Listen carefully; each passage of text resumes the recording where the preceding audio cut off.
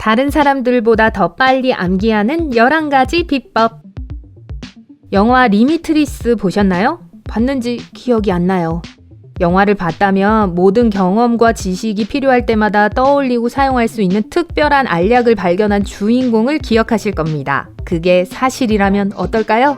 우리는 평생 동안 무언가를 배우지만 많은 정보를 잊어버리기 때문에 여전히 모든 것을 알지 못합니다. 왜 이런 일이 일어날까요? 어떻게 하면 기억을 훨씬 더 잘할 수 있을까요? 밝은 면에서 간단한 암기 요령과 필요할 때 기억에서 정보를 가져올 수 있는 보편적인 공식에 대해 알려드릴게요. 우선 우리가 왜 잊어버리는지에 대해 말해보죠. 우리 뇌는 하드드라이브와 같아요. 공간이 한정되어 있어요. 셜록 홈즈 아시죠? 그는 태양계의 모든 행성에 이름을 댈 수 없었어요. 학교에서 공부를 열심히 안 해서가 아니라 그런 관련 없는 정보를 기억 속에 담아두기에는 너무 똑똑했기 때문이에요. 그는 필요하지 않을 정보는 고의로 지웠어요. 우리 두뇌도 이런 식으로 작동해요. 정부의 과부하로부터 여러분을 보호하죠. 그래서 새로운 데이터는 모든 장기 기억이 아닌 단기 기억에 저장되는 거예요. 만약 그 정보를 반복하거나 사용하지 않는다면 매우 빨리 잊어버립니다. 독일의 심리학자 헤르만 에빙하우스는 기억과 그 메커니즘을 연구했어요. 그는 망각곡선이라는 것을 설명했는데 무언가 새로운 것을 배운 후 1시간 만에 우리가 학습한 정보의 절반 이상을 잊어버린다는 것을 보여줍니다. 잠깐, 뭐라고 했죠? 하루 후에 우리는 겨우 30%만 기억해요. 모두 경험으로 아시잖아요. 모든 것을 기억하는 방법.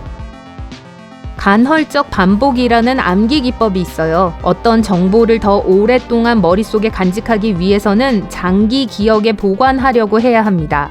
억지로 외우는 것은 뇌가 정보를 빨리 이해할 수 없고 강한 연관성을 형성할 수 없기 때문에 이 경우 그다지 효과적이지 않아요.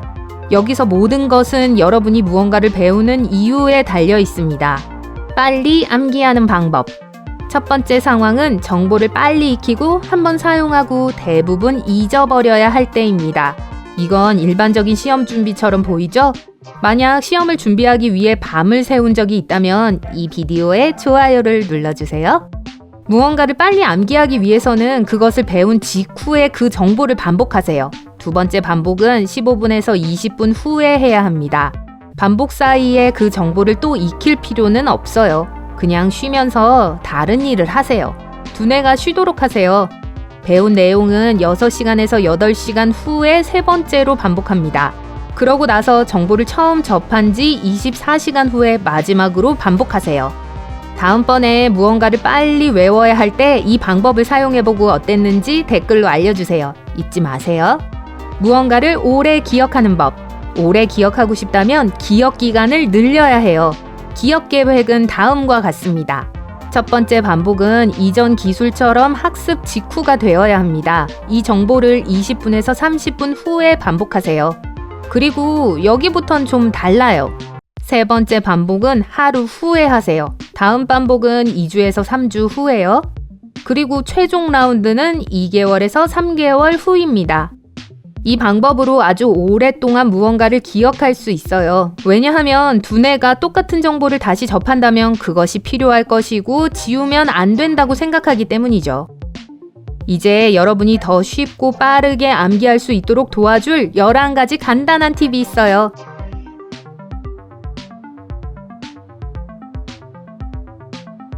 11번부터 시작할게요. 배운 것을 이해하려고 노력하세요.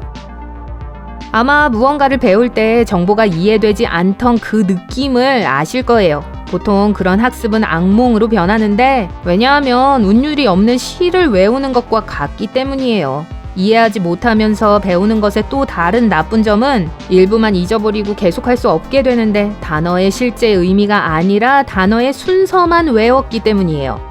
그래서 이런 식으로 외우는 건 추천하지 않아요. 여러분이 해야 할 일은 전체 정보를 읽고 주요 요점이나 개요가 뭔지 파악하는 것입니다. 읽은 내용을 여러분 자신의 언어로 다시 설명해 보세요. 가능한 한 간단하게요. 이것에 성공한다면 그것은 정보를 이해했다는 의미고 이제 세부 사항을 외우는 것이 훨씬 더 쉬워질 거예요. 10번, 가장 필요한 정보를 배워요. 만약 할 일이 너무 많다고 느낀다면 우선순위를 확실히 정하세요. 꼭 알아야 하는 것, 꼭 알지 않아도 되는 것을 결정하세요. 그 후에 외워야 할 중요한 부분에 집중하세요. 만약 덜 중요한 정보도 외울 수 있는 시간이 생긴다면 더 좋고요. 9번, 서열 위치 효과. 누가 1등인지를 정하라는 건 아니에요. 새로운 것을 배울 때 이것을 기억하세요. 처음과 끝에 있는 것이 가장 잘 기억됩니다. 이 효과를 활용하세요. 주요 부분이 시작과 끝에 오도록 정보를 정렬하세요. 8번, 간섭이론. 한 주제에서 다른 주제로, 한 활동에서 다른 활동으로 주의를 전환합니다. 예를 들어 여러분은 공개 강연을 준비하고 있어요. 15분 동안 본문을 다뤘고 이제 휴식을 취할 시간입니다. 15분에서 20분마다 휴식을 취하세요. 왜냐하면 이 시기는 주의력이 가장 좋은 시기이고 사람들은 보통 주의를 기울이는 것을 멈추기 때문이에요. 그래서 가장 좋은 방법은 완전히 다른 활동을 하는 거예요. 기타를 치거나 밝은 비디오를 보는 것 같은 거요. 주의해야 할 또 다른 것은 비슷한 정보를 배우는 거예요. 간섭 이론은 비슷한 기억들이 뒤섞여 엉망이 된다고 주장합니다. 그렇기 때문에 이미 배웠던 것과 적어도 아주 조금이라도 비슷한 것을 배우려고 한다면 새로운 것을 시작하기 전에 오랫동안 휴식을 취하는 것을 추천합니다. 7번, 반대되는 것을 배우세요. 반대는 쌍으로 쉽게 외워집니다. 예를 들어 만약 외국어를 배운다면 낮과 밤을 함께 외우세요. 이런 식으로 마음속에서 이 두 가지를 연결하세요. 만약 여러분이 그중 하나를 잊는다면 두 번째 것이 기억나도록 도와줄 거예요. 6번, 자신만의 기억의 궁전을 지으세요. 이것도 셜록 홈즈에 관련이 있어요. 어떻게 그가 필요한 정보를 찾기 위해 기억의 궁전을 몇 시간 동안 여행했는지 기억하세요? 요점은 특정한 것들을 특정한 장소와 연관 짓는 거예요. 예를 들어 방에 있다면 학습 중에 내용을 방에 있는 것과 연결하려고 합니다. 몇 번 반복하세요. 그 후에 기억 속에 그 방이 어떻게 생겼는지 기억하려고 노력하고 이런 방식으로 배운 것을 반복하세요. 아니면 이걸 시도해보세요. 외워야 할 모든 자료를 몇 부분으로 나누세요. 이러한 부분을 집안의 다른 곳에서 배우거나 도시의 다른 장소에서 배우세요. 이렇게 하면 기억된 정보는 지루하거나 따분한 것이 아니라 다른 기억과 연결이 됩니다. 그곳의 냄새, 그곳에서 본 사람들 같은 거요. 5번, 연관어를 사용해요. 이 기술의 핵심은 배운 것을 다른 것과 연결하는 거예요. 예를 들어 프랑스어로 못을 의미하는 단어를 외워야 한다면 벽, 망치와 같은 논리적으로 연관이 있는 단어도 함께 찾아보세요. 4번, 이야기를 지어내요. 만약 특정한 순서로 많은 정보를 외워야 한다면 그 조각들을 하나의 이야기로 만드세요. 이 조각들이 일종의 줄거리로 서로 연결되게 하는 게 중요해요. 그래서 만약 우연히 무언가를 잊는다면 항상 그 이야기에서 다음에 일어날 일을 기억할 수 있어요. 네, 이건 오히려 더 많은 노력이 필요한 것처럼 보일 수도 있고 사실이에요. 하지만 믿으세요. 놀라운 효과가 있어요. 3번, 녹음기를 사용하세요. 요즘에도 테이프 녹음기를 쓰는 사람이 있나요? 배우고 있는 정보를 녹음하고 녹음 내용을 몇 번 들어보세요.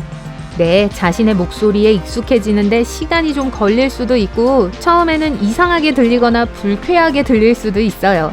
이 방법은 모든 유형의 메모리를 사용하기 때문에 편리해요. 먼저 정보를 읽어서 눈으로 보고 귀로 듣습니다.